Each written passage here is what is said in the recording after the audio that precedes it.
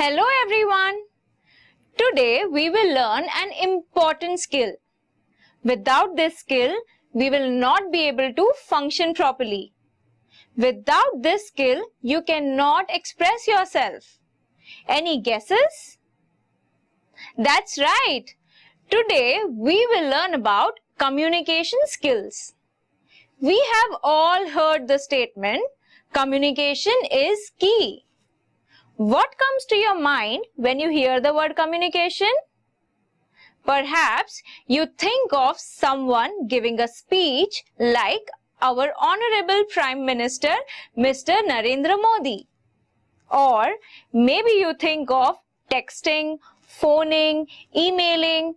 These are all examples of communication. And there are many more. Let's explore.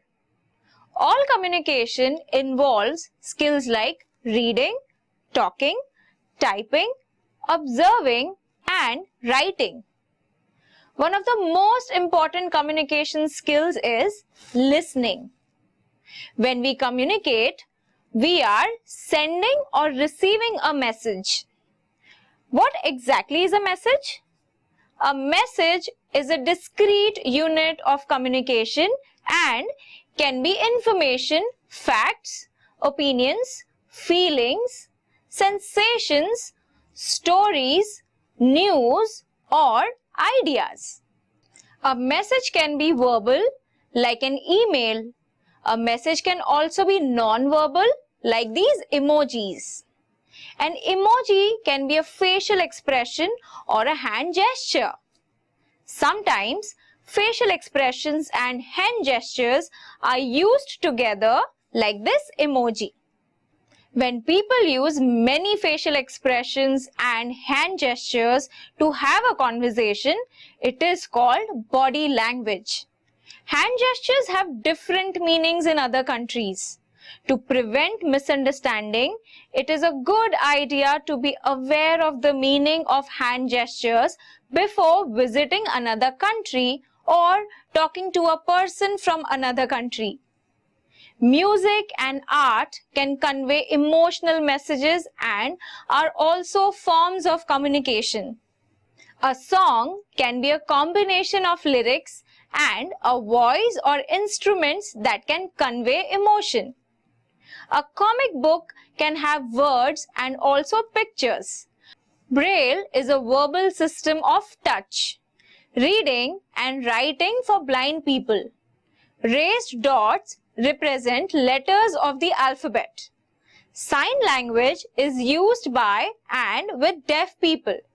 Sign language is a non-verbal and combines hand gestures, facial expressions, and body movements to symbolize words. It is used along with verbal finger spelling where various hand gestures represent letters of the alphabet. Some deaf people are also able to read the lips of speaking people. Signs and symbols are types of non-verbal communication. For example, this sign means a curvy road ahead.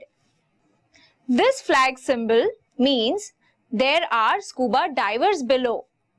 The way messages are transmitted is called the medium. For example, electronic medium. It includes email, text, radio broadcast, e-book, and digital news. Non-electronic medium includes regular mail letters, newspapers, books, and shaking hands. Now, three things must be present for communication to take place. First, a message is sent. Second, a message is received. Third, a message is understood. Sometimes there is interference that causes confusion or prevents the communication from happening. Now, let's see how the communication system changed over a period of time. First, cavemen used to gather around fire to discuss everyday activities. Next, pigeons were extensively used for long-distance communication because of their homing ability to come back home after traveling. Next, in ancient times, kings used human messengers to pass messages. Telegraphy was a huge breakthrough in the field of communication. Morse code is still used globally as a mode of communication. Next, decades later, telegram was the fastest one-to-one communication method used by common people. Next, landline telephone started becoming popular, and in the late 20th century, almost every home had one telephone. Next, communication methods moved from wire-based to wireless. And the next one is the smartphone is a popular communication tool today. Next, internet-based communication methods such as emails, chats, and video conferencing are also popular today. Now, let's discuss some means of communication. First, postal communication. Though letter writing is not very popular these days, it was a very popular means of communication in earlier days. The postal system delivers postcards, letters, and parcels physically. Let's see how our letter reaches its destination. Examples of postal communication are letter, inland letter, postcard, printed postcard. Next, telecommunication. Telecommunication means communicating over a distance. Examples of telecommunications are telegram, mobile phones, landlines, satellite phones, radio, television, etc. Let's see the first one, telegram. A brief message sent over telegraph and then delivered in written or printed form to the recipient. Telegrams can also be transmitted over the phone. This service was developed for urgent letters. Next, telephone. Telephone was invented by Alexander Graham Bell. It is the fastest means of communication. We can make STD, that is subscriber trunk dialing calls, to talk to our family and relatives in far off cities, and make ISD, that is international subscriber dialing calls in different countries. Next, mobile phone. With mobile phones, we can make calls anytime. It can be used for text messages, reading emails, browsing the internet, and many other things. These phones are small in size and can be carried conveniently wherever we go. Next, computer and internet. Today, most of us use the internet to send email, that is electronic mail, to our family and friends, and to chat with our dear ones who are living very far in different countries. Now, let's see what is mass communication. Mass communication means the imparting or exchanging of information to a large number of people at the same time. Various means of mass communication are newspapers, magazines, radio, television, and films. Now let's see the first one, newspaper. Newspaper informs us about recent happenings around the world. Next, radio and television. They educate, inform, and entertain us.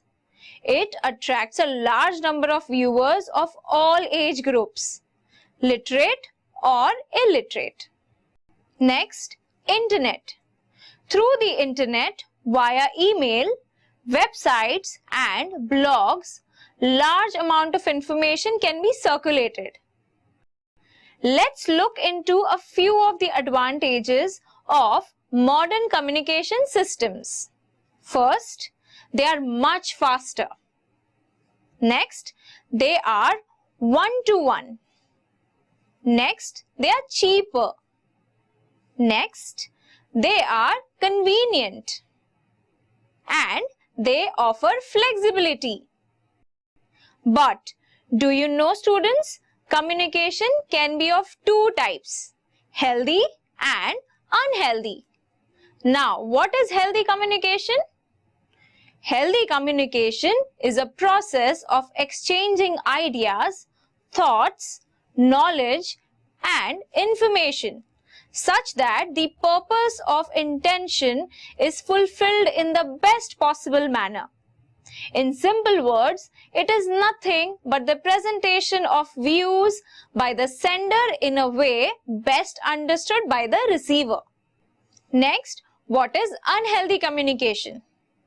Poor communication often occurs when there is a discrepancy between what is said and what is heard. In other words, the person being communicated to misunderstands what you are communicating to them.